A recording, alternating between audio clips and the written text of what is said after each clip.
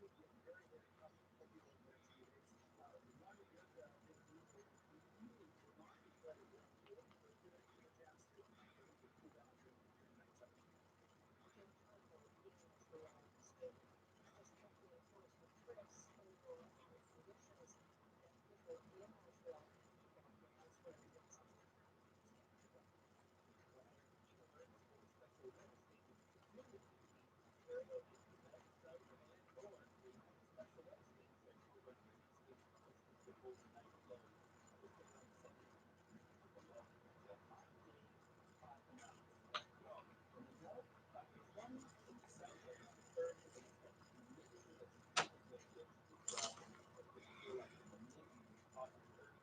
Cooler is definitely a little stronger. This is the kind of weather most of you see tomorrow, likely Thursday, and Friday. Children are quite tiny, even in the car. Keep the windows open, but not too high while you're on the car. The best sibling story today, yeah, there's a new sibling turning 7. Kids think that's really tomorrow, but they're really serious about that. Maybe some hydrate, try to find the shade, right? Because because it's Christmas Eve, you do have a relief from the cold front. So that'll give you some thunderstorms and some cooler skies there. Thank you, Chris. Checking in with Chris a little bit later on in the hour for your full weather forecast coast to coast. There's been another spike in cases among the 1,700 military personnel who are opting out of long-term care facilities in Quebec and Ontario. 36 soldiers have now tested positive, 22 in Quebec and 14 in Ontario. The military has not said how many homes the affected soldiers were opening. Last week they reported 28 cases, and before that, the week before was 5. The military will now provide regular updates about affected soldiers for the remainder of their mission in those facilities. We are awaiting another warning briefing from Prime Minister Justin Trudeau in the OCA whether he will field fresh questions ahead of the briefing. This morning, the Liberal governor has pledged to extend full symptoms to all Canadian workers. That was a big move yesterday. This Nova Shinty tells us it was because the Queen now taking credit for making that happen. Welcome back, we missed you. The threat of a second wave is real, and so is the financial risk of people going back to work. 5 sick days is something under last year's birthday, running a hotline for workers right now.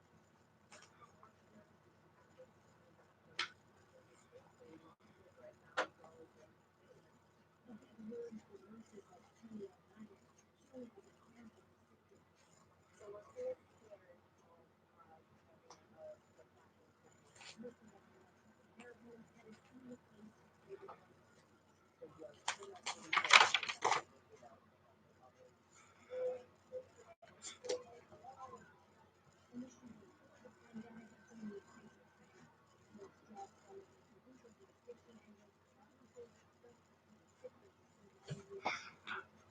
I want to run faster than the speed of sound, but nobody will. the odds being Here's the key with the conditions. Here's where this was happening. Criminals are really looking for people who showed a little bit of documented progress. 10 days of being sick leave over. After 14 days being on leave before, and not quite so sure how long. That means it's a lot of challenges for those who are living with this. So far, it has seemed like an official break. this is going to be a national priority for Minister Trudeau to get back to work. He's confident that all Canadians are vaccinated. Children and workers will remain federally accountable. But the prospect of this is continuing to sadden him. There are indicators that Trudeau is following this approach. The big question for us, of course, is it working? And that's a question for Prime Minister too. This is well, we'll call it well. This is a question too for us as the legal crisis is unfolding. Soldiers keep saying they've stockpiles. The World Health Organization is suspending a trial of hydroxychloroquine for treating COVID-19. This is just days after a study came out suggesting that drug could increase the risk of death in seniors' health problems. Information further signal where this mechanism may be cautious based on the recent reports of strains to ensure the routine continued safety of everyone. The drug is a cold treatment for malaria and some autoimmune diseases, but Donald Trump has been touting it as a possible answer to the pandemic. Earlier on Sunday, the U.S. president said it isn't finished until the course of the drug is taken as a preventive measure. Every day, we are getting all sorts of new information. A lot of new information about COVID-19, but there's a lot of misinformation too. Vaccines conspiracy theories, many pushed by Fox and computer programs and many social media users. Let's bring in a witness who tells us this morning.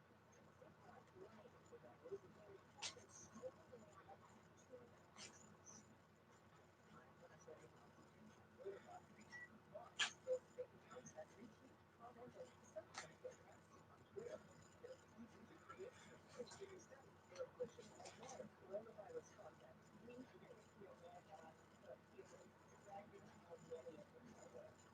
Researchers at Chores found examined more than 200 million tweets about COVID-19 since the beginning of the pandemic and found 45% were from bots. Like this one used to click a bunch and walk down an anti-mask messaging. Researchers say some bots even wrote panic messages. Here, go. I'm not going to make that calculation. In September 10th in the country, one messaging from state and Minneapolis government leaders then gets tweeted and retweeted by bots, sending the message and making it seem like a widely held belief. Hundreds of Canadians participated in it. In fact, the Conservative Union Leadership Institute, two countries closer to their party line.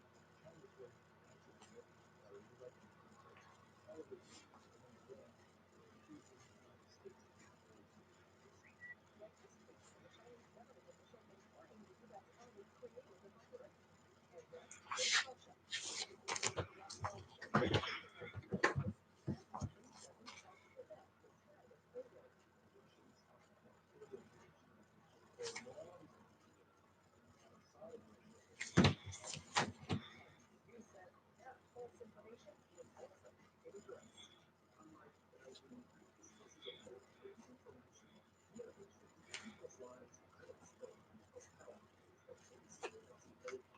The Chinese embassy didn't respond, but Russia did, saying that the virus experts were trying to blame Russia for all the world's calamities.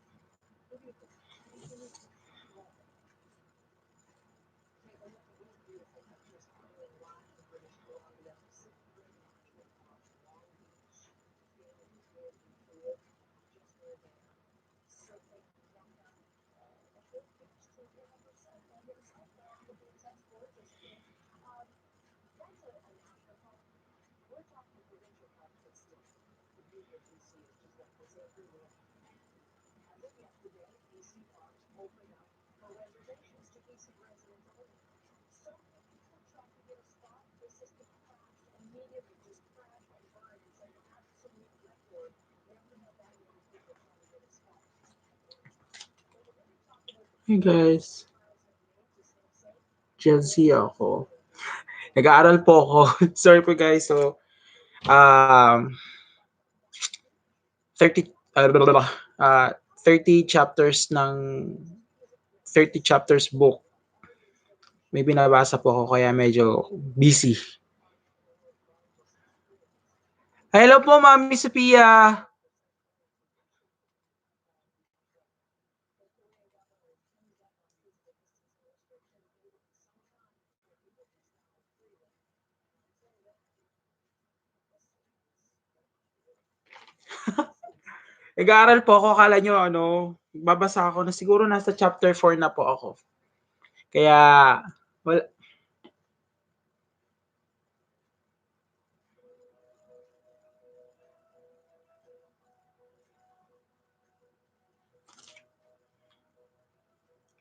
thanks guys. Salamat po sa tatlong nanonood. Yeah, basa-basa lang po ako.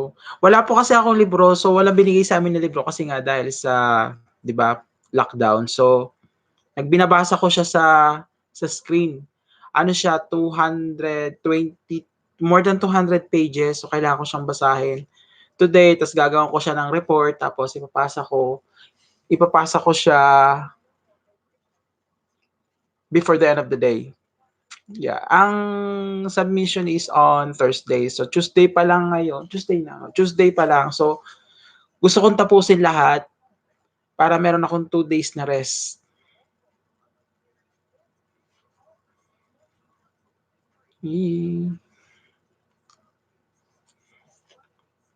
Binabasa ko siya. Wala kasing libro eh.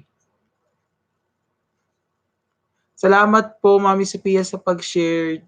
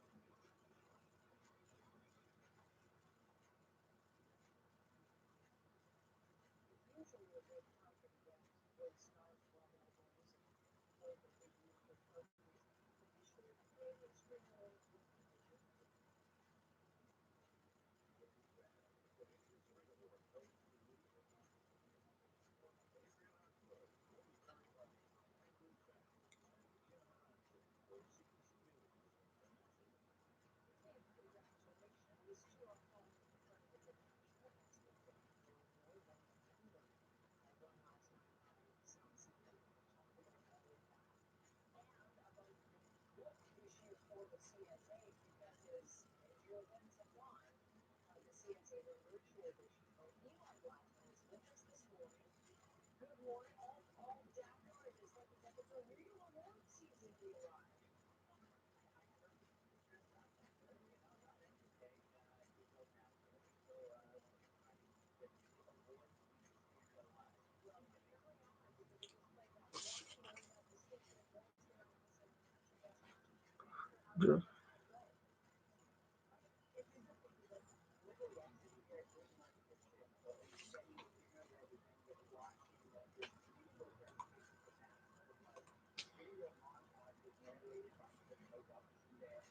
So various Astros mentioned during the sports, and looking at everything considered, celebration and hoping for Mets Rockies tailgating around here.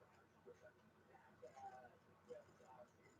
quite spectacular. Waiting for music, moving the city shadows, and waiting for the Mets documentary program as this particular contribution of chairman and Mets officer George Steinbrenner with the state. Seems all going to very serious, living under of the word time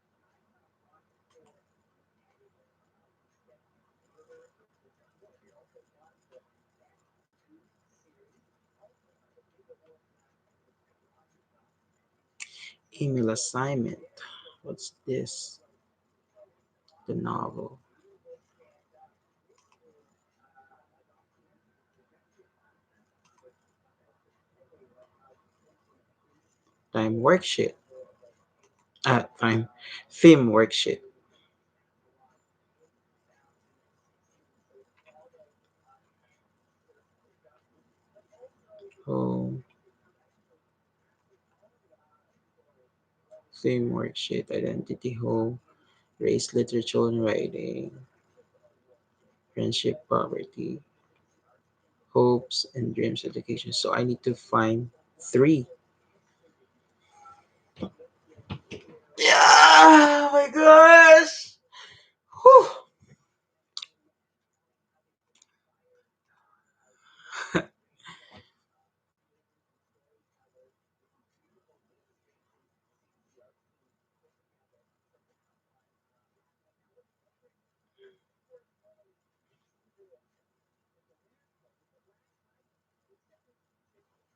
Di ko alam.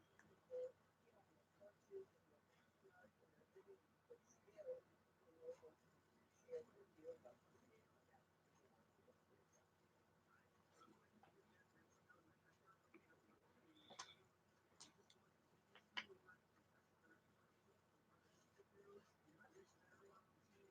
No.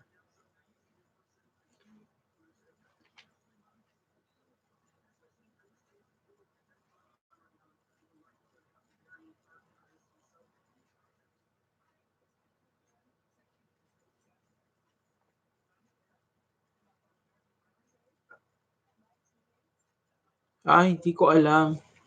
Wala, kanina pa ako. Magwa 1 hour na. Kapet Malu Vlogs.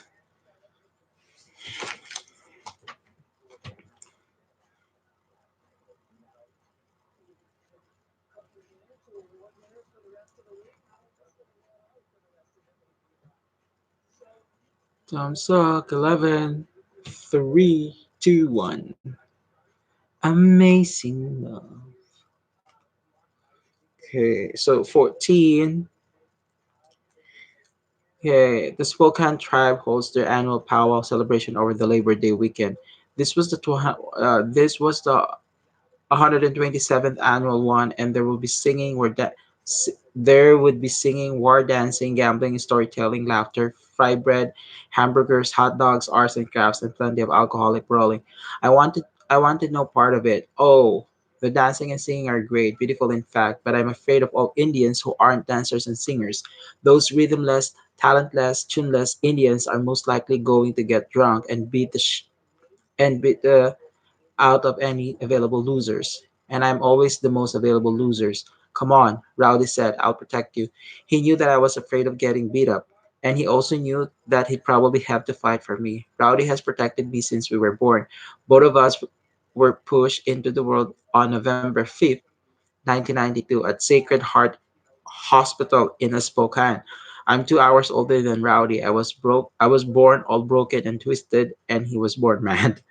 So on the page 14, okay, Junior and Rowdy born on November 5, 992 at Sacred Heart Hospital in Spokane. Born Junior, twisted, out, broken and twisted, and twisted, and Rowdy born mad. On page 15,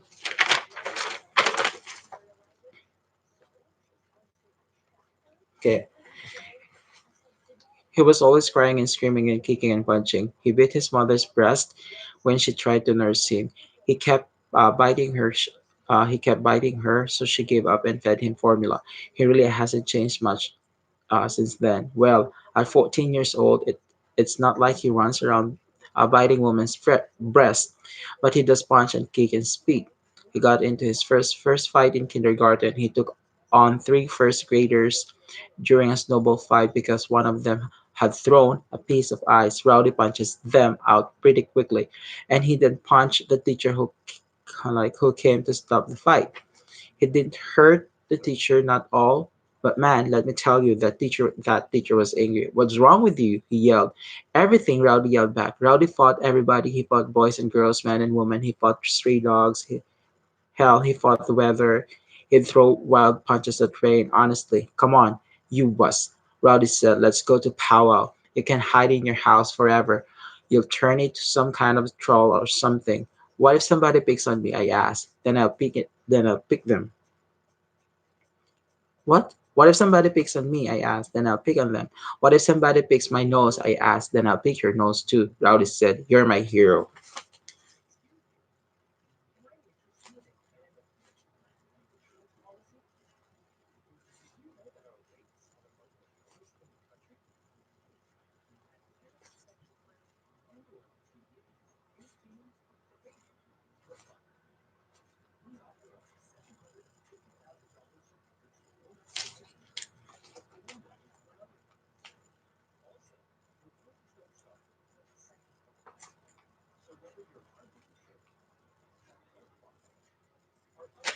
Yes, protector, you're my hero. I said, yeah.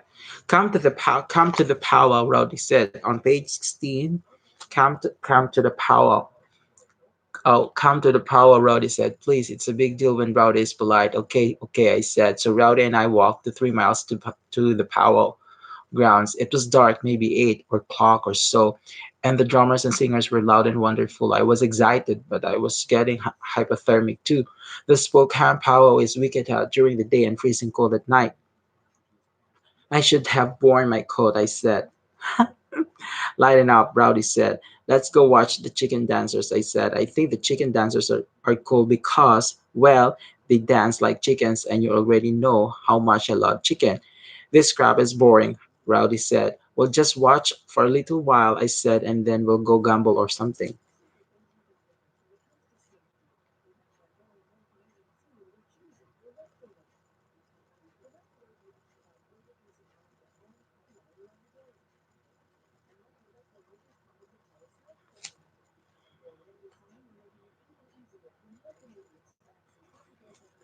Okay, on 17, okay, Rowdy said.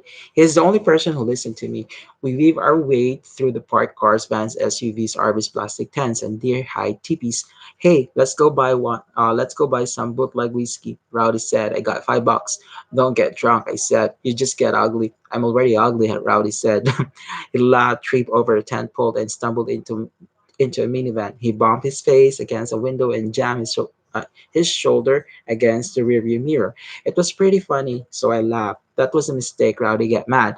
He shoved me to the ground and almost kicked me. He swung his leg at me. He pulled it back at the last second. I could tell he wanted to hurt me for laughing, but I'm his friend, his best friend, his only friend. He couldn't hurt me. So he grabbed a garbage sack filled with empty beer bottles and hacked it at the minivan. Glass broke everywhere. Then Rowdy grabbed a shovel that somebody had been using to dig barbecue holes and went after that van. Just beat up, just beat the crap out of it. Smash, boom, boom. He dented the doors and smashed the windows and knocked off the mirrors. I was scared of Rowdy and I was scared of getting thrown in the jail for vandalism. So I ran. That was a mistake. I ran I ran right into the Andres brothers' camp. Androsas, Jan, Jim, and Joe are the crudest triplets in the history of the world. Here, look, one of them, it's Hydro Head.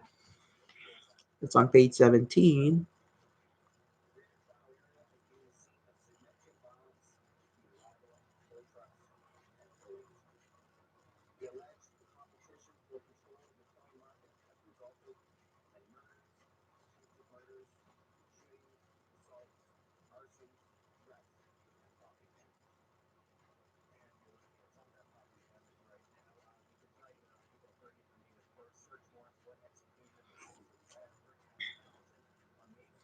Yeah, those bastards were making fun of my brain disorder. Charming, huh? Nah, he ain't Hydro, said another one of the brothers. He's hydrogen. I don't know which one said that. I couldn't tell them apart. I decided to run again. But one of them grabbed me and shoved me toward another brother. All three of them showed me to and fro. They were playing catch with me. Hydromatic, hydrocarbon, hydrocrack, hydrodynamic, hydroelectric, hydro and low, hydro and sick. I fell down. One of the brothers picked me up, dusted me off, and then kneed me in the balls. I fell down again, holding my tender crotch and tried not to scream. The Andres brothers laughed and walked away. Oh, by the way, did I mention that Andres triplets are 30 years old? What kind of man beat up a 14-year-old boy? 14-year-old boy. Major League. Mm-hmm. I was lying on the ground, holding my nuts and turned as a squirrel holds his nuts when Rowdy woke up. Who did this to you? He asked. On page 18. Who did this to you? He asked. The Andrews brothers, I said. Did they hit you in the head? Rowdy asked. He knows that my brain is fragile. If those Andrews brothers had punched a hole in the aquarium of my skull, I might have flooded out the entire powwow. My brain is fine, I said, but my balls are dying. Look at that picture. On page 19. I'm going to kill those bastards, Rowdy said. Of course, Rowdy didn't kill them, but we hid near the Andrews brothers camp until 3 in the morning. They staggered back and passed out in their tent. Then Rowdy snuck in, shaved all their eyebrows, and cut off their braids. That's are the worst thing you can do to an Indian guy. It had taken them years to grow their hair, and Rowdy cut that away in 5 seconds. The former lake pilot is now quarantined. Crews will be on the scene today to end those watch for any flare-ups. The cause is under investigation.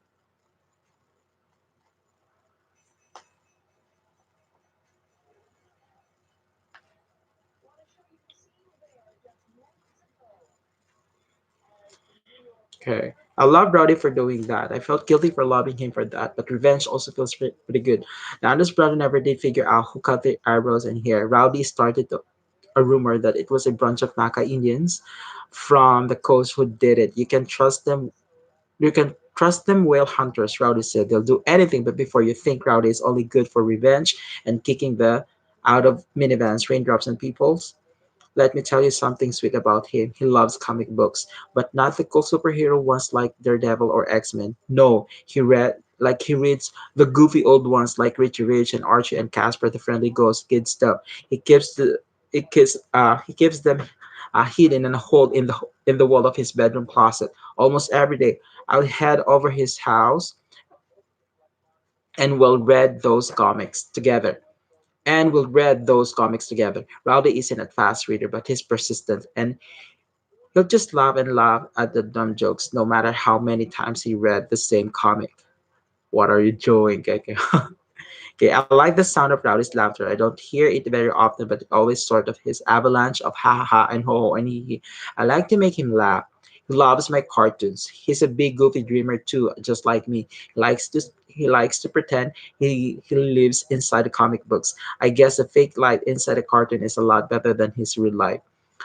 So I draw cartoons to make him happy, to give him other words to live inside. I draw his dreams, and he only talks about his dreams with me, and I only talk about my dreams with him. I tell him about my fears. I think Rowdy might be the most important person in my life, maybe more important than my family. Can your best friend be more important than your family? I think so. I mean, after all, I spend a lot more time with Rowdy than I do with anything else. Let's do math on page 20.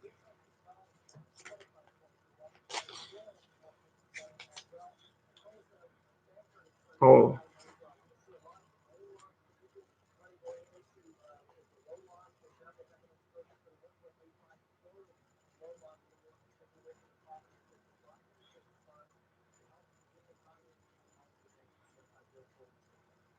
Scott, thank you very much. Scott Peterson.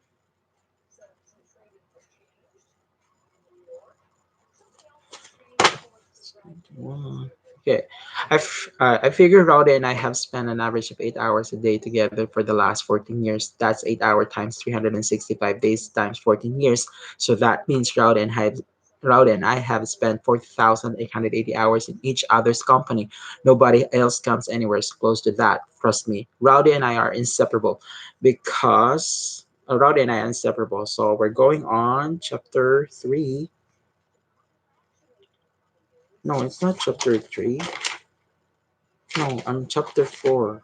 Chapter 4, because geometry is not a country somewhere near France.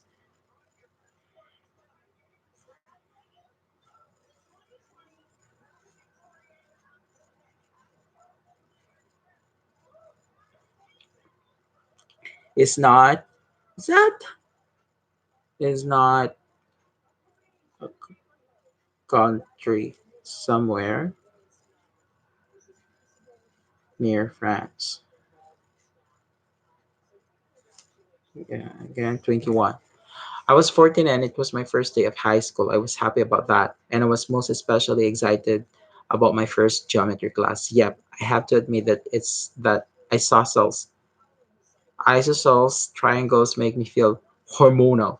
Most guys, no matter what age, get excited about curves and circles, but not me. Don't get me wrong, I like girls and their curves, and I really like women and their curvier curves. I spend hours in the bathroom with magazine that has 1,000 pictures of new stars, thinking woman plus right hand equals happy joy. Yeah, that's right. I admit that. hmm I'm proud of it. I'm good at it. I'm dis I'm did ambidextrous. If there was a professional, like I get drafted number one and make millions of dollars. And maybe you're thinking, well, you really shouldn't be talking about in public. Well, top. I'm going to talk about it because everybody does it and everybody likes it. And if God hadn't wanted us to, then God wouldn't have given us thumbs. So on page 22, so 21 is just like more naughty things. 22. So I thank God for my thoughts, but that the thing is, no matter how much time my Thompson I spend with the curves of imaginary women, I'm much more in love with the right angles of buildings. When I was a baby, I'd crawl under my bed and snuggle in the corner to sleep. I just felt warm and safe turning into two walls at the same time. When I was 8, 9, and 10, I slept in my bedroom closet with the door closed. I only stopped doing that because my big sister, Mary, told me that I was just trying to find my way back into my mother's womb. That ruined the whole closet thing. Don't get me wrong, I don't have anything against my mother's womb. I was built in there after all, so I have to say that I am a pro womb. But I have a zero interest in moving back home, so to speak. My sister is good at running things. After high school, my sister just froze, didn't go to college and get a job, didn't do anything. Kind of sad, I guess. Mary ran away. So that's her sister, Mary.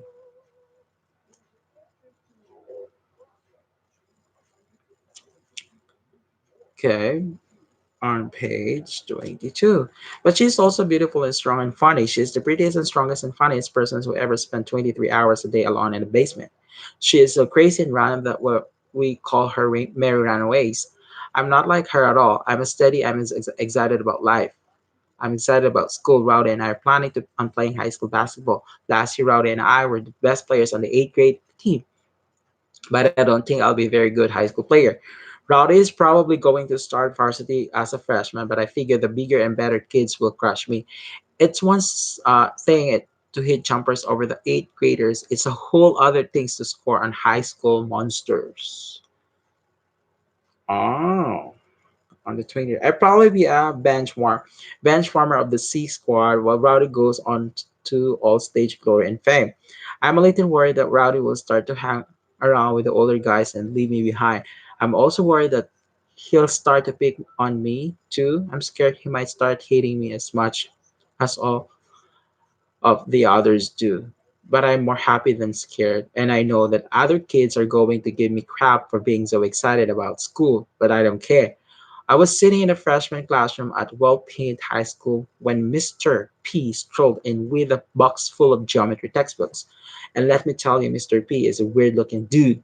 But no matter how weird he looks, that's the absolute weirdest thing about Mr. P is that sometimes he forget to come to school. Let me repeat that Mr. P sometimes forget to come to school. Yeah, we have to send a kid down to the teacher's housing compound behind the school to wake Mr. P, who is always conking out in front of his TV. That's right. Mr. P sometimes teaches class in his pajamas. He's a weird old coot, but most of the kids dig him because of he doesn't ask too much of us. I mean, how can you expect your student to work and if you show up in your pajamas and sleepers? That's ridiculous. And yeah, I know it's weird, but the tribe actually houses all of the teachers in one bedroom cottages and musty old trailer houses behind the school. You can't teach out our school if you don't live in the compound. It was like some kind of prison work farm for our liberal white vegetarian do-gooders and conservative white missionary saviors. Some of our teachers make us eat bird seed so we'll feel closer to the earth, and other teachers hate birds because they are supposedly minions of the devil. It is like being taught by Jekyll and Hyde.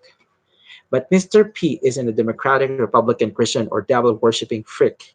He is just sleepy, but some folks are absolutely convinced he is like this Sicilian accountant who testified against the mafia and had to be hidden by the secret witness relocation program. That was awesome. So it's all about the 23 and 24. So we're talking about with John's Payne, who's the chair of the Independent RV and DC Coalition, also the executive director of the DC Lodging and Campgrounds Association. And he's in Fort Moody, DC, for us this morning live. Good morning, Joss. Good morning, Mary. Thank you for being with me this morning so early. I appreciate it. And I'm looking forward to our conversation. So just to be clear for everyone, your home, your Okay, reservation on is the located 24th, yeah. No, it's on 20 miles. Okay, my reservation is located approximately. so that's pretty What's cool. that? Okay. So you're aligned with It makes it makes some goofy sort of sense, I suppose.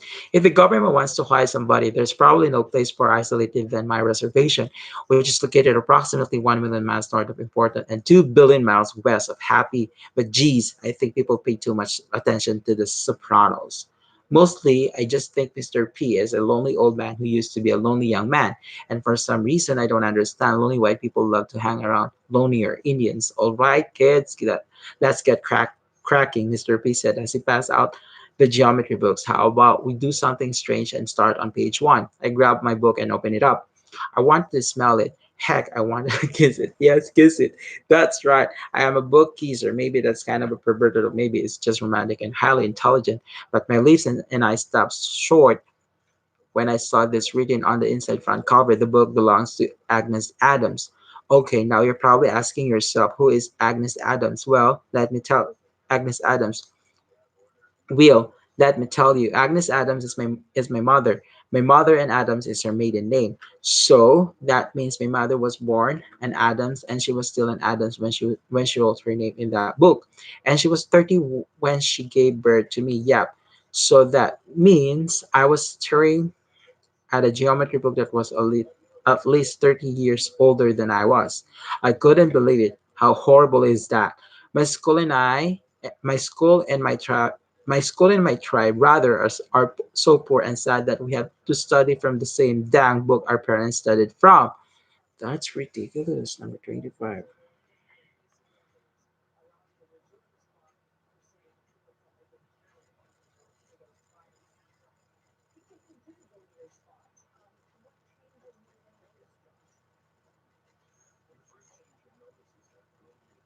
Their parents, Nick.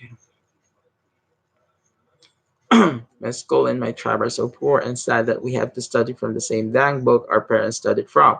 That is absolutely the saddest thing in the world. And let me tell you, the old, decrepit geometry book hit my heart with the force of the nuclear bomb. My hopes and dreams floated up in a mushroom cloud. What do you do when the world has declared nuclear war on you? Smash, smash, the world's smallest reservation. I'm on chapter 5. Hope against hope.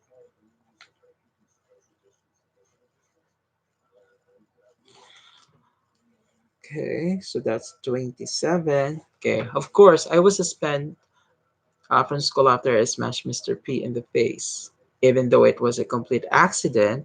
Are you serious?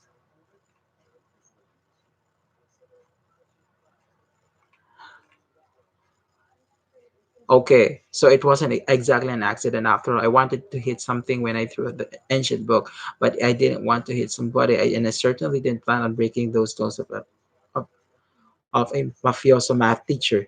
That's the first time you ever hit anything you aim at, my big sister said. We are so disappointed, my mother said. We are so disappointed in you, my father said. My grandmother just sat in her rocking chair and cried and cried. I was ashamed. I'd never really been in trouble before. A week into my suspension, I was sitting on the front porch thinking about stuff, contemplating, when old Mr. P walked up our driveway. He had a big bandage on his face. I'm sorry about your face, I said. I'm sorry they suspended you, he said. I hope you know it wasn't my idea after I smashed him in the face. I figure Mr. P wanted to hire a hitman. Well, maybe that's taking it too far. Mr. P didn't want me dead, but I don't think he would have minded if I'd been the only survivor of a plane that crashed into the Pacific Ocean. At the very least, I thought they were going to send me to jail. Can I sit down with you? Mr. P asked. You bet, I said. I was nervous. Why has why was he being so friendly? Was he planning a sneak attack on me? Maybe he was going to smash me in the nose with calculus book. But the old guy just sat in peaceful silence for a long time. I didn't know what to do or say, so I just sat as quietly as he did. That silence got as big and real that I felt like three people sat on the porch. Do you know why you hit me with that book? Mr. P finally asked. It was a trick question. I knew I needed to answer correctly or he'd be mad. I'm on asking the conversation.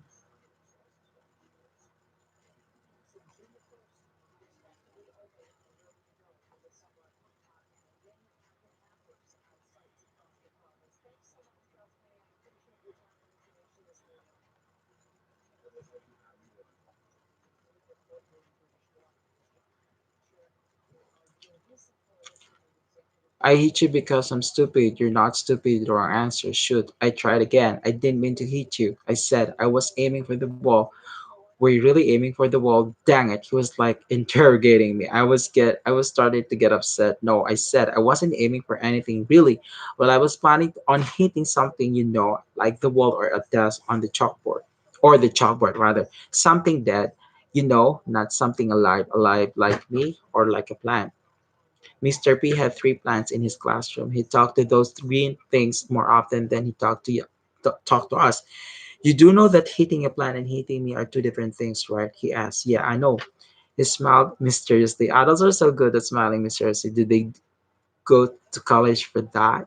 I was getting more and more freaked out. What did he want? Mr. P and I don't mean to be rude or anything, but you're like freaking me out here. I mean, why are you? Why are you here exactly? Well, I want you to know that hitting me with that book was probably the worst thing you've ever done. It doesn't matter what you intended to do, what happens is what you really did. And you broke an old man's nose. That's almost unforgivable. I'm on the 29. He was going to punish me now. He couldn't beat me up with his old man fist, but he could hurt me with his old man words. But I do forgive you, he said. No matter how much I don't want to, I have to forgive you. It's the only thing that keeps me from smacking you with an ugly stick. When I first started teaching here, that's what we did to the rowdy ones, you know. We beat them. That's how we were taught to teach you. We were supposed to kill the Indians to save the child. What? You killed Indians? No, no, it's just a saying. I didn't really kill, I didn't literally kill Indians.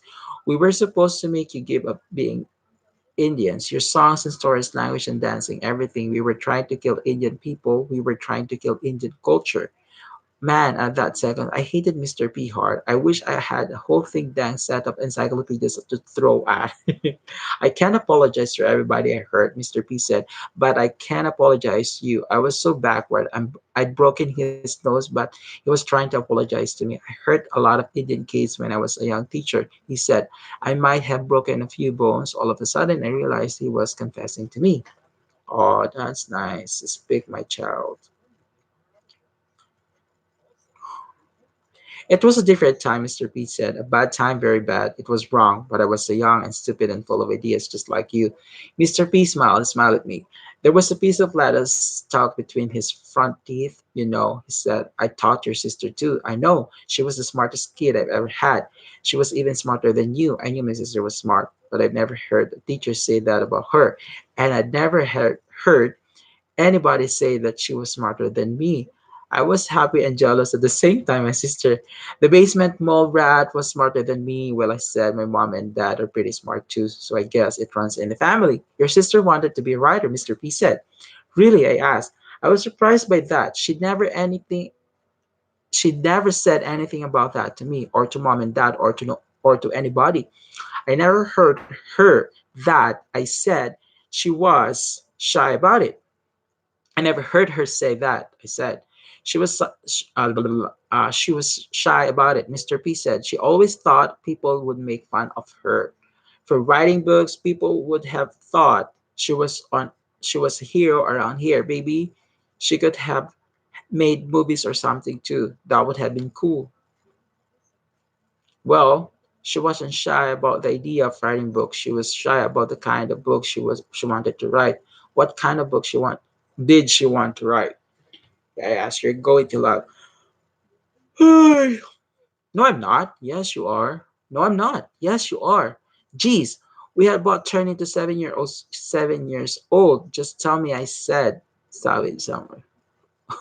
Apache. It was weird that the teacher was telling me things that I didn't know about my sister. It made me wonder what else I didn't know about her. She wanted to write romance novels. Oh, of course. I giggled at that idea. Hey, Mr. P, you weren't supposed to laugh. I didn't laugh. Yes, you laughed. No, I didn't. Yes, you did. Maybe I laugh a little laugh is a little is still a laugh, and then a laugh for real, a big laugh. Romance novel, I said. Those things are just sort of silly, aren't they? I'm on page 31. This is awesome.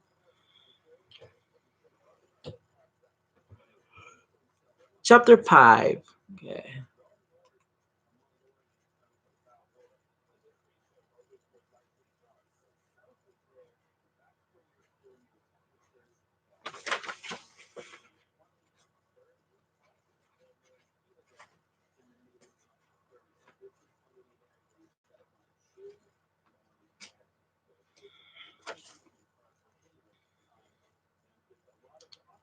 There's only one people who love this thing. Yeah.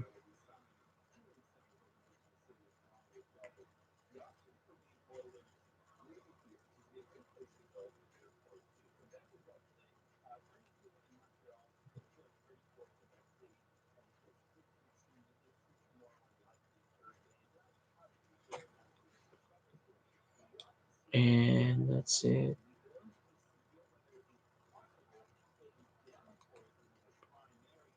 Mr. P said. So, oh my gosh. Romances or maybe there was maybe Sister Redrawn. Okay. Lots of people, Roman Samba said, lots of people, mostly women, love them. Mr. P said, they buy millions of them. There are a lot of writers who make millions by writing romance novels. What kind of romance novel? I asked. She never really said, but she did like to read the Indian one. You know, the ones I'm talking about. Yes, I did know. Those romance always featured a love affair between a virgin, what, school teacher or preacher's wife, and half-breed Indian warrior. The cover, the covers were hilarious. You know, I said, I don't think I ever saw my sister reading one of those things. She kept them hidden. Mr. P said, well, that is a big difference between my sister and me. I had my magazine filled with the photos of women. My later hides her tender romance novels that tell stories about naked women and men. I want the pictures. My sister wants that words. I don't remember her ever writing anything. I said, oh, she loves to write short stories with romantic stories. She wouldn't let anybody read them, but she'd always be scribbling in her notebook. Wow, I said,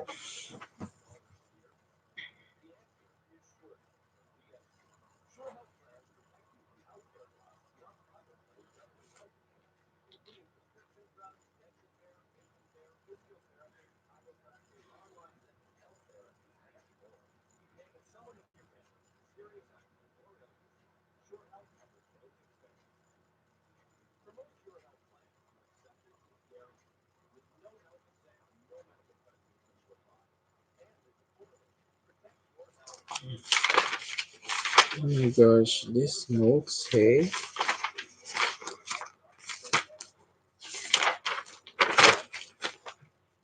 Okay, well, I said that was okay. Oh, she loved write stories, so little romantic stories. She wouldn't let anybody read them, but she'd always be scribbling in her notebook. Wow, I said that. That was all I could say. That was all I could say. I mean, my sister had become a humanoid underground dweller. There wasn't much romance in that, or maybe there was. Maybe my sister read romances all day. Maybe she was trapped in those romances. I really thought she was going to be a writer, Mr. P said. She kept writing in her book and she kept working up the courage to show it to somebody and then she just stopped. Why? I asked. I don't know. You don't have any idea? No, not really. Okay, I want to take a break. I'm on page 33.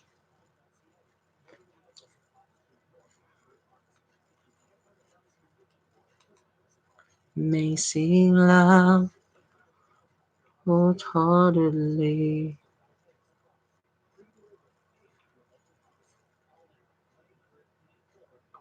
Oo, napansin ko nga napansin ko nga sa sa notification ko.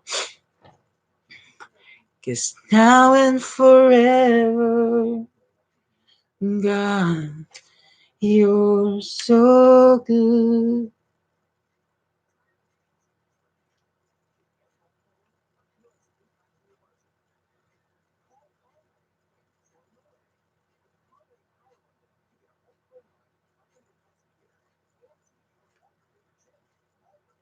Mhm.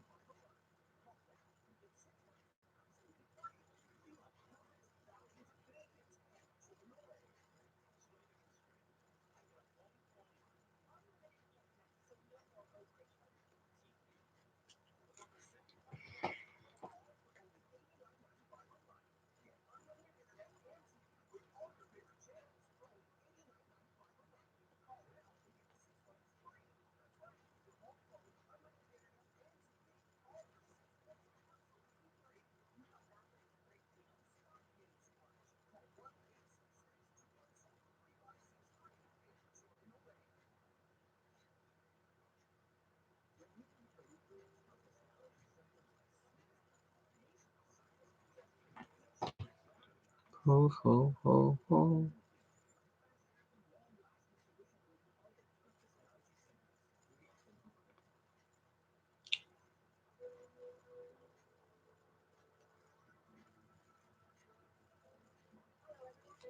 News Network trending. Why the love developed on Chores phone. This after Chores from our football upset. And it was in the birthplace of Indian football. Players were celebrating with 33. Has she been hanging on to her dream of being a writer, but only barely hanging on, and something made her let go? That had to be it, right? Something bad happened to her, right? I mean, she lives in the freaking basement. People just don't live in hiding basements if they're happy. Of course, my sister isn't much different from my dad in that regard. Whenever my father isn't off on drinking binge or binge, he spent most of his time in his bedroom alone watching TV. He mostly watches basketball. He never minds if I go in there and watch games with him, but we never talk much. We just sit there quietly and watch the games. My dad doesn't even cheer for his favorite teams or players. He doesn't react much for the games at all. I suppose he is depressed. I suppose he's depressed. I suppose my sister is depressed. I suppose the whole family is depressed. But I still want to know exactly what my sister gave up on her dream of writing romance novels. I mean, yeah, it is kind of a silly dream. What land of Indian writes no romance novels, but it's still pretty cool. I love that thought of reading my sister's book. I love the thought of walking into a bookstore and seeing her name on the cover of a big and beautiful. The Spokane River hit by Spokane River hit by Mary runs away.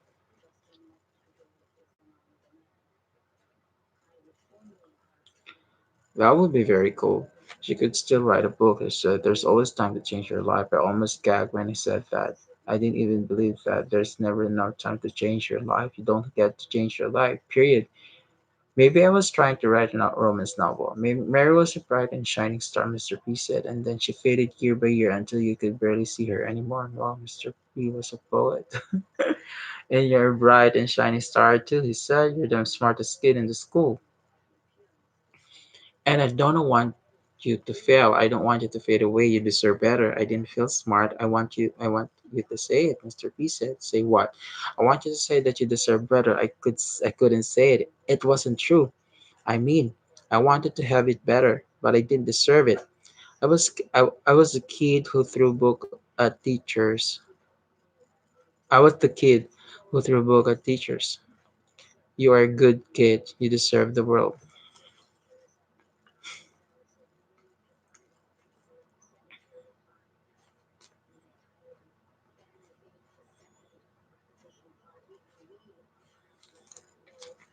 Here, Junior.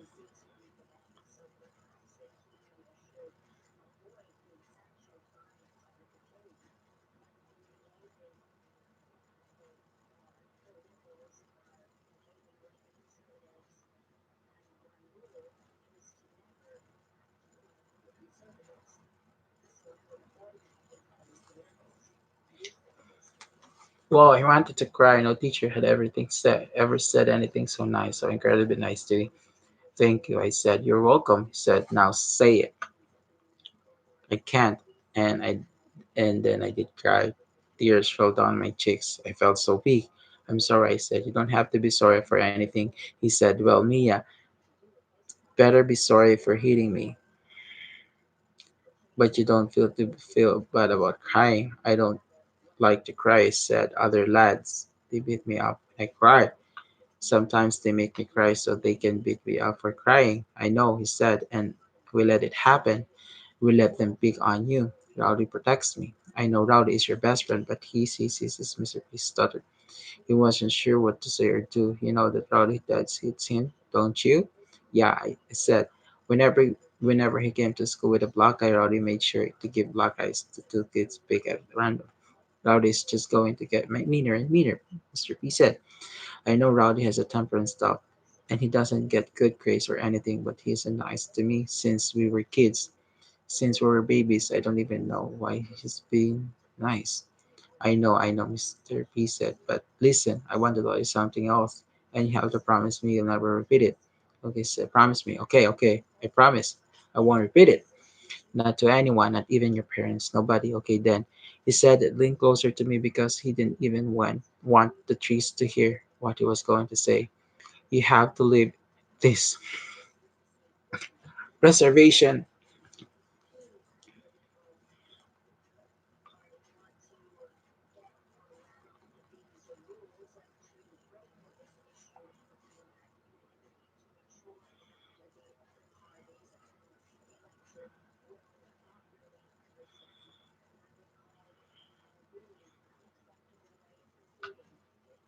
I'm going to Spokane with my dad later. No, I mean, you have to leave the rest forever.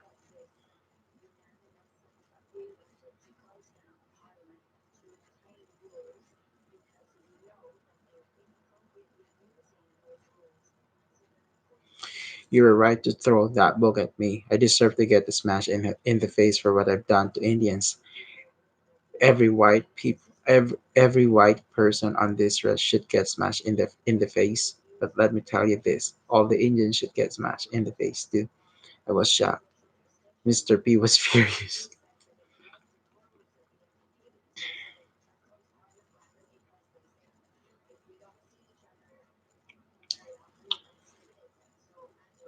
The only things you kids are being taught is how to give up. Your friend Rowdy has given up. That's why he's like to hurt people. He wants them to feel as bad as he does. He doesn't hurt me.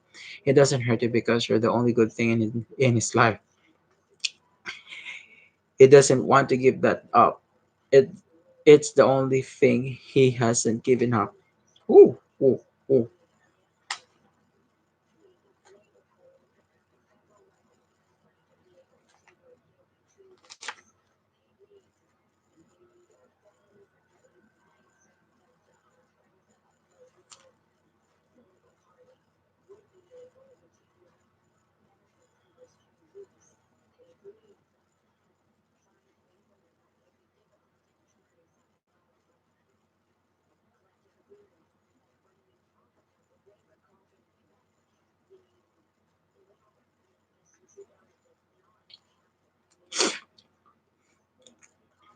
Mr. P grabbed me by the shoulders and leaned so close to me that I could smell his breath.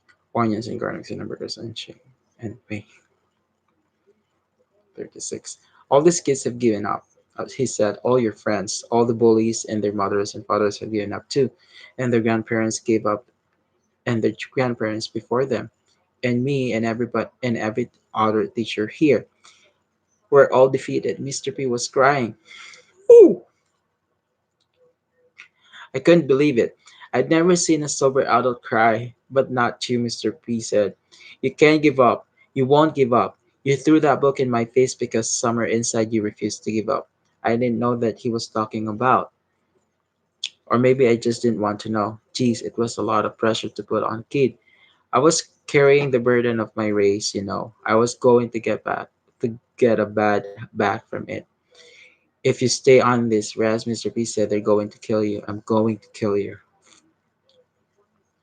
We are going to kill you. You can't fight us forever. I don't want to fight anybody, I said. You've been fighting since you were born, he said. You fought off that brain surgery. You fought of those seizures. You fought off all the drunks and drug addicts. You kept your hope. And now you have to take your hope and go somewhere. See other see other people hope. I was starting to understand. He was a math teacher. I had to add my hope to somebody else's hope. I had to multiply hope by hope. Where is hope? I asked. Who has hope? Son. Mr. P said, you're going to find more and more hope that the farther and farther you walk away from this sad, sad, sad reservation.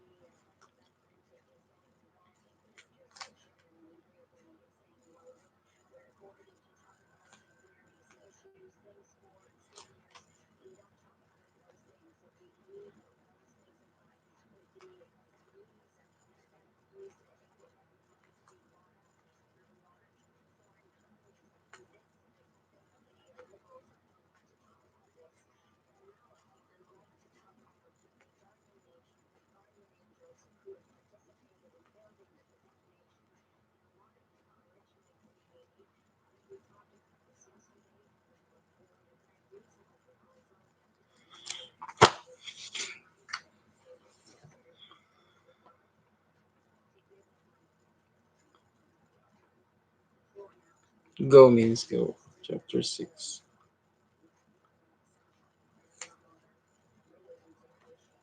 Who has been married to a wonderful flat leader talking After Mr. P left, I sat on the porch for a long time and thought about my life. What the heck was I supposed to do? I felt like life had just knocked me on my butt. I was so happy when mom and dad got home from work. Hey, little man, dad said. Hey, dad, mom. Junior, why are you so Junior, why are you looking so sad? Mom asked. She knew stuff I didn't know about to start, so I just started with the biggest question. Who has the most hope? I asked. Mom and Dad looked at each other. They studied each other's eyes, like they had antennas and were sending radio signals to each other. And they both looked back at me. Come on, I said. Who has the most hope? White people, my parents said at the same time. That's exactly what I thought were they going to say. They were going to say. So I said, the most surprising thing I've ever heard from me. I want to transfer school. I said, you want to go to Hunters? Mom said, it's another school on the west end of the reservation, filled with poor Indians and poor their white kids. Yes, there is a place in the world where the white people are poorer than the Indians. No, I said, you want to go to Springdale? Dad asked. It's a school on the reservation border filled with the poorest Indian and the poorer than poorest white kids. Yes, there is a place in the world where the white people are even poorer than you ever thought possible. I want to go to Virdan, I said. Virdan is the rich white farm town that sits in the wet fields exactly 22 miles away from the res. And it's a hick town, I suppose, filled with farmers and rednecks and racist stuffs who stuff every Indian that rides through. no longer given to be a teacher. One in particular, when a retired distance teacher named the liberals agreed to do something about a 2-week paid leave, something he outlined specifically, and kids would start provincial jurisdiction in a way that they just cannot deal with, even though it did start in 50. 1987. So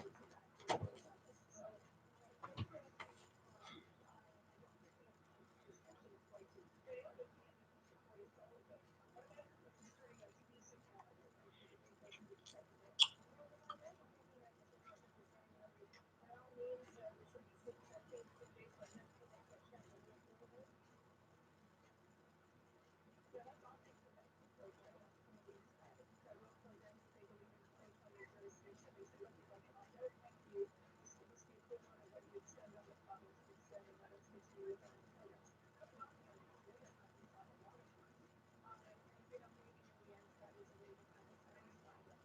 But the notion sort of that these two parties have kind of came together is something really weird. The private sector sees that as provincial jurisdiction. It's the way small businesses especially became formed. He was pretty clear in his reasons for proposing that jurisdiction being quite apart from sort of what the city should be if the right thing came along. We only have 45 minutes, Jennifer. We're having people address some of the points that we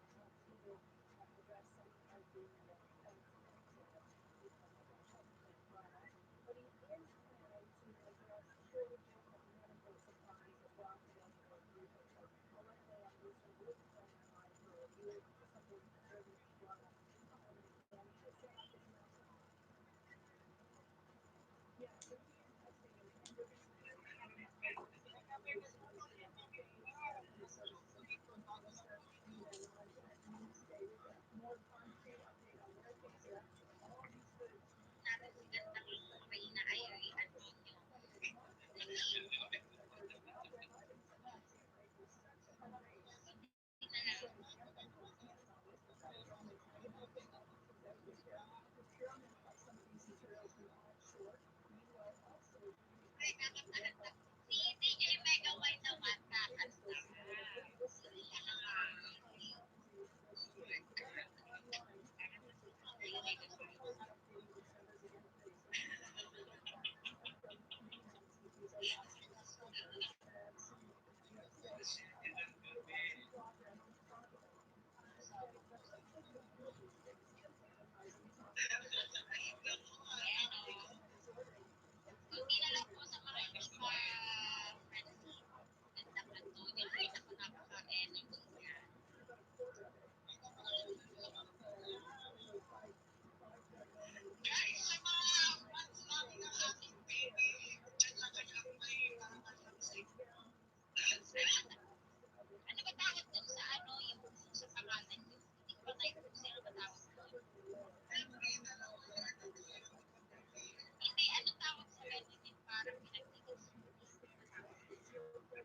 Love team.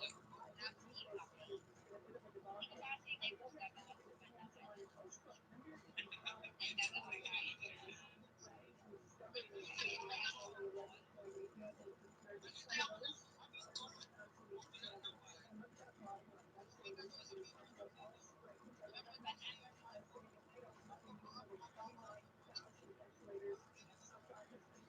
Hot to hot, please subscribe me to Morty.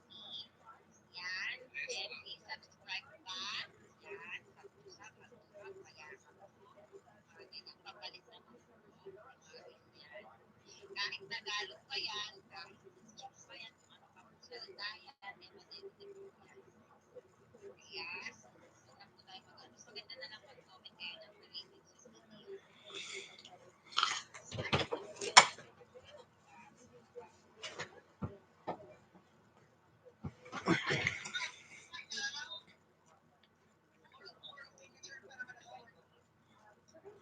Teka lang, naghahanap ako ng gas ngayon. Wait lang.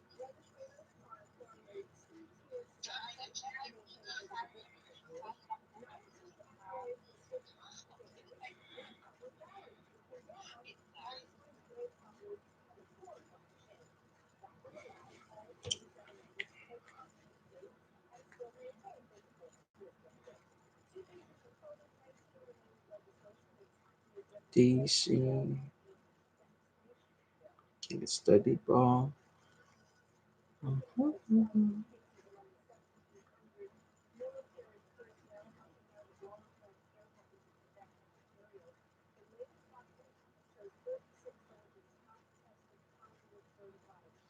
Welcome to my live stream. Ding, ding.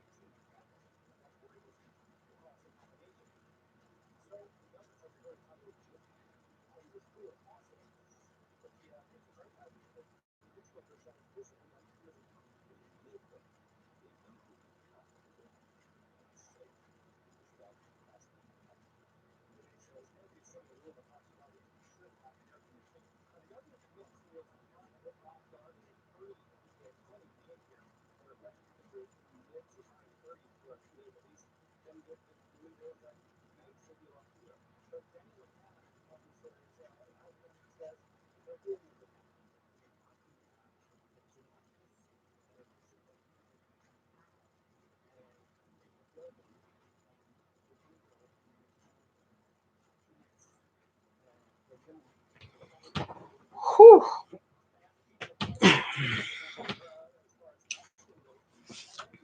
Chapter.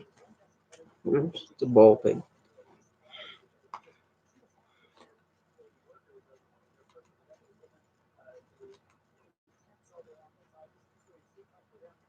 Hmm,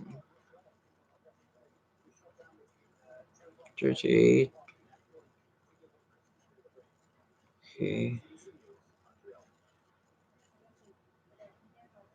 Yeah, good reservation for agency. I want to go to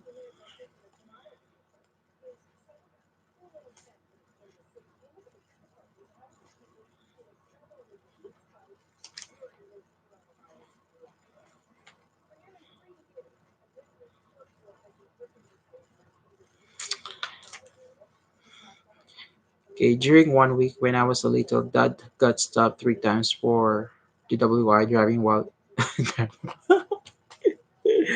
DWI DWI.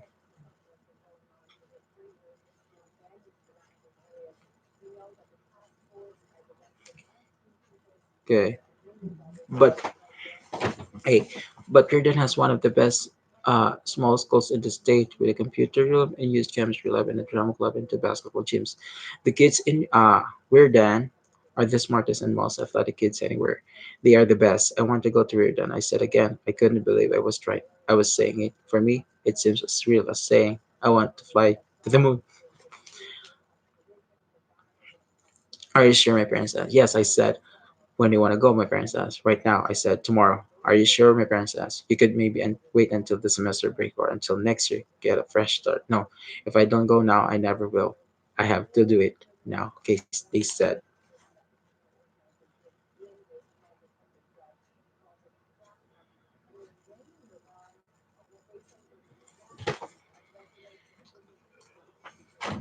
Yep, it was the easy with my. Yep, it was that easy with my parents. It was almost like they've been waiting for me to ask them if I could go to Reardan, like they were physics or somethings. I mean, they've always known that I'm weird and ambitious, so maybe they expect me to do the weirdest thing possible. And going to weird and is really a strange idea. But it isn't weird that my parents so but it isn't weird that my parents so quickly agreed with my plans. Then if they want a better life for my sister and me, my sister is running away to get lost, but I'm running away because I want to find something. And my parents love me so much they want to help me. Yeah, dad is a drunk and mom is an ex. Yeah, dad is a drunk and mom is an ex-drunk, but they don't want their kids to be drunks. It's going to be hard to get to. It's going to be hard to get to Weirden. Dad said, we can't afford to move there, and there ain't no school bus going to come out here. You'll be the first one to ever leave the rest this way, Mom said. The Indians around here are going to be angry with you. Should I figure that my fellow tribal members are going to torture me? Rowdy.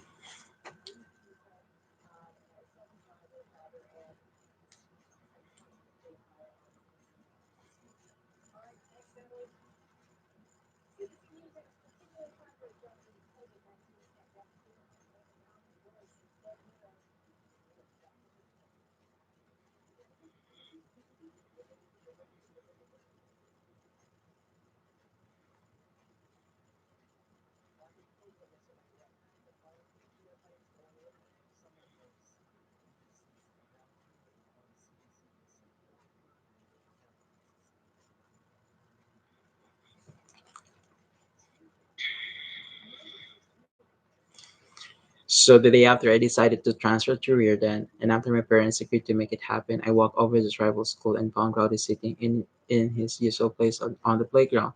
He was alone, of course. Everyone was scared of him. I thought you were on suspension, Dick Ward.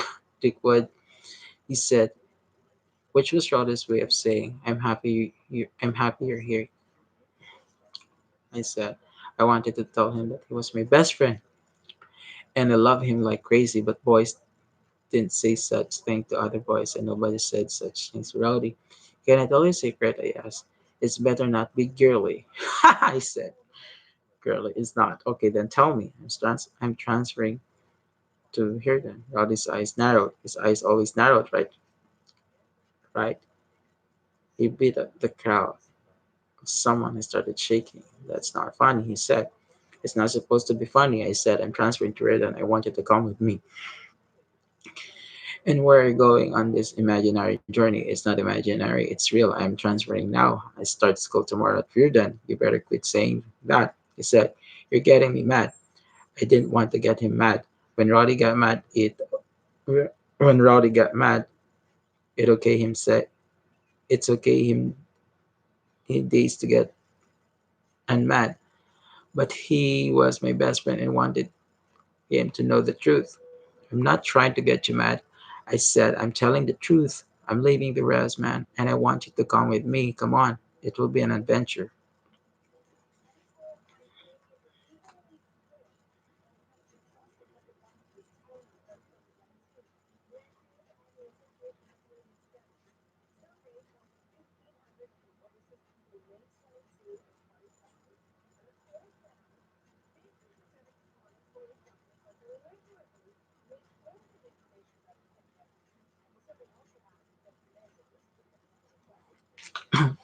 I don't even drive through that town, he said. What makes you think I want to go to school there? He got up, stared me hard in the eyes, and then spit on the floor. Last year, during 8th grade, we traveled to Reardon to play them in football. Rowdy was our star quarterback and kicker and middle linebacker, and I was the loser water boy, and we lost to Verdun by the score of 45-0. Of course, losing isn't exactly fun. Nobody wants to be a loser. We all got really mad and vowed to kick their butt the next the next game. But 2 weeks after that, Return came to the rest and beat us 56-10. During basketball season, Return beat us 72-5 and 86-50, our only two losses of the season. Rowdy scored 24 points in the first game and 40 in the second game. I scored 9 points in each game, going 3 for 10 on 3 pointers in the first game and 3 for 15 in the second. Those were my two worst games of the season. Okay, during the baseball season, Rowdy hit 3 home runs in the first game against Reardon and 2 home runs in the second, but we still lost by a score of 17-3 and 12-2. I played with both losses and struck out 7 times and was hit by pitch pitch once. Okay, sad thing is getting hit like that was only hit of season. After baseball season, I led the World Peanut Junior High Academy bout team against Abridan Junior High, and we lost by a grand total of 51. Yeah, we answered one question correctly.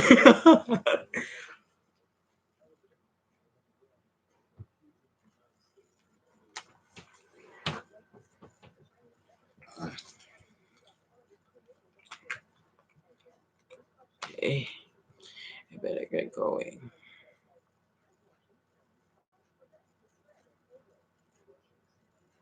Hey, Donna Carey. Casey.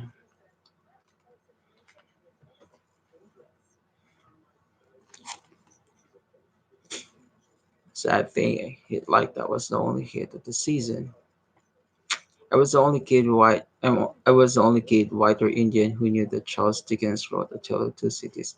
And let me tell you, we Indians were the worst of times, and those weird kids were the best of times. Those kids were magnificent. They knew everything, and they were beautiful. They were beautiful and smart. They were beautiful and smart and epic, and they were filled with hope. I don't know if hope is right, but I do hope. But I do know that hope for us, like some mythical creature. Man, I was scared of those weirded kids, and maybe I was scared of hope too. But Rowdy, absolutely hate of all of it. Rowdy, I said, I am going to Reardon tomorrow. For the first time, he saw that I was serious, but he didn't want me to be serious. You'll never do it, he said. You're too scared. I'm going, I said. No way, you was. I'm doing it. I'm going to Return tomorrow. I said I am serious. As a tumor.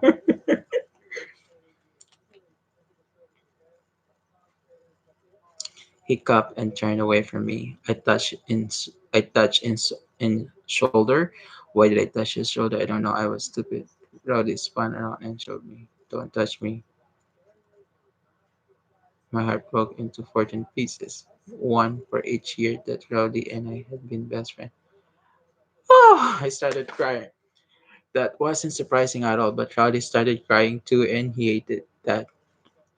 He wiped his eyes, started in his wet hand, and screamed. I'm sure that everybody on the rest heard that scream. It was the worst thing I've ever heard. It was pain. Whew, pure pain. Rowdy, I'm sorry, I said, I'm sorry. You can still come with. I said, you're still my best friend. Rowdy stopped screaming with his mouth, but he kept screaming with his eyes. He always thought you were better than me. Yeah, no, no, I don't think you're better than anybody. I think I'm worse than anybody else. Why are you leaving? I have to go. I'm going to die if I don't leave. I touched his son again, and Rowdy flinched. Yes. What kind of idiot was I? I was kind of idiot that I got punched hard in the face by his best friend. I hit the ground. My nose bled like a fireworks.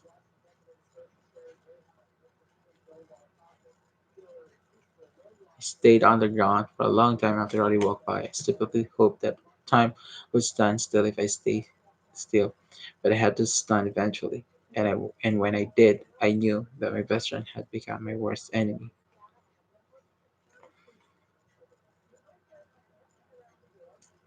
Oh my gosh, that's